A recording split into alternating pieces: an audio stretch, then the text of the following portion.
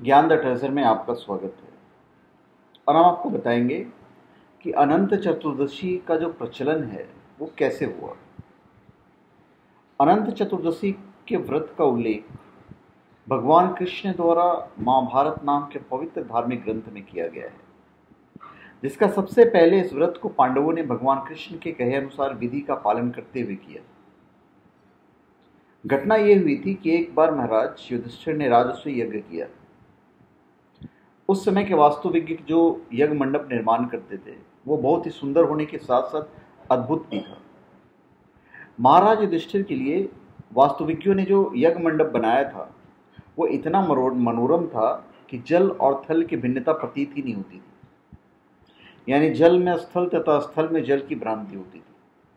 सरल शब्दों में कहें तो जल में देखने पर ऐसा लगता था मानो स्थल है, और स्थल को देखने पर ऐसा लगता था मानो वह जल है। और पर्याप्त सावधानी रखने के बावजूद बहुत से व्यक्ति उस अद्भुत मंडप में धोखा खा चुके थे। एक बार कहीं से टहलते टहलते दुर्योधन भी उस यज्ञ मंडप में आ गए और एक जल से भरे तालाब को स्थल समझकर उसमें गिर गए। संयोग से द्रौपदी जी वहीं थी और दुर्योधन को इस जल थल के भ्रम का शिकार होकर तालाब में गिरते देख उन्हें हंसी आ गई और उन्होंने अंधों की संतान अंधी कहकर दुर्योधन का मजाक उड़ा दिया था, क्योंकि दुर्योधन के पिता धृतराष्ट्र स्वयं जन्म के अंधे थे।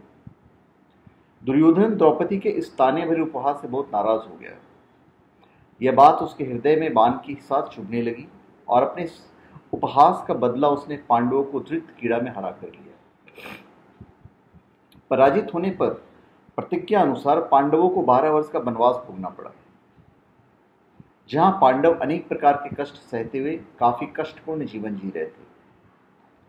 एक दिन भगवान कृष्ण जब उनसे मिलने आए तो युधिष्ठिर ने उनसे अपने कष्टपूर्ण जीवन के बारे में बताया और अपने दुखों से छुटकारा पाने का उपाय पूछा। तब श्री कृष्ण ने उपाय के रूप में उन्हें कहा कि हे युधिष्ठिर, तुम विधि पूर्वक अनंत भगवान का व्रत करो। इससे तुम्हारा सारा संकट दूर हो जाएगा और तुम्हारा खोया राज्य पुनः मिल जाएगा। जब युधिष्ठिर ने इस अनंत चतुर्दशी पर किए जाने वाले अनंत भगवान के व्रत का महात्म्य पूछा तो इस संदर्भ में श्री कृष्ण ने कहा, एक कथा सुनाइए जो कि अनंत चतुर्दशी के व्रत करने वाले सभी व्रती को सुनना चाहिए। और वो कथा मैं आपको भी सुना रहा हूं कि प्राचीन काल में सुमंत नाम का एक तपस्वी ब्राह्मण था, जिसकी पत्नी का नाम दीक्षा था।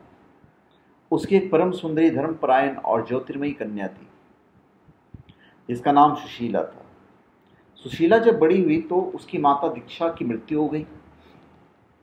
पत्नी के मरने के बाद सुमंत ने कर्कसा नामक स्त्री से दूसरा विवाह कर लिया।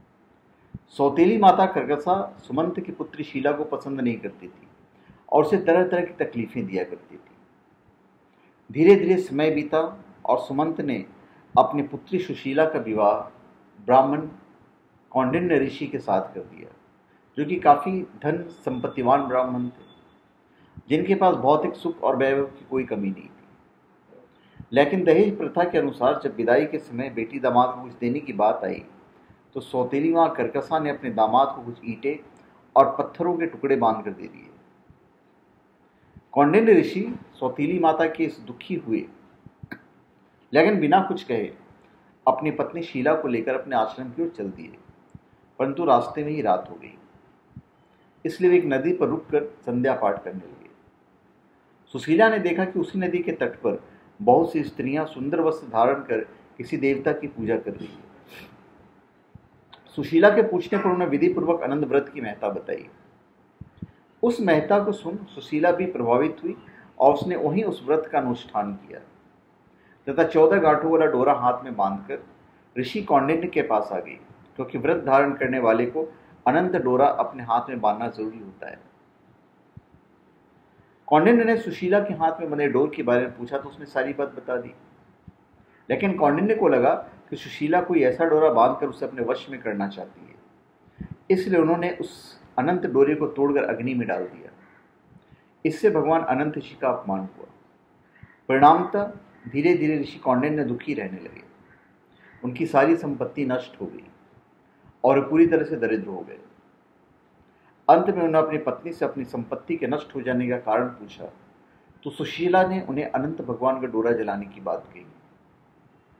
भगवान अनंत के किए गए अपमान का पश्चाताप करने के लिए ऋषि कौंडिन्य अनंत डोरी की प्राप्ति हेतु वन में चले गए और कई दिनों तक भटकते भटकते निराश होकर एक दिन भूमि पर गिर पड़े।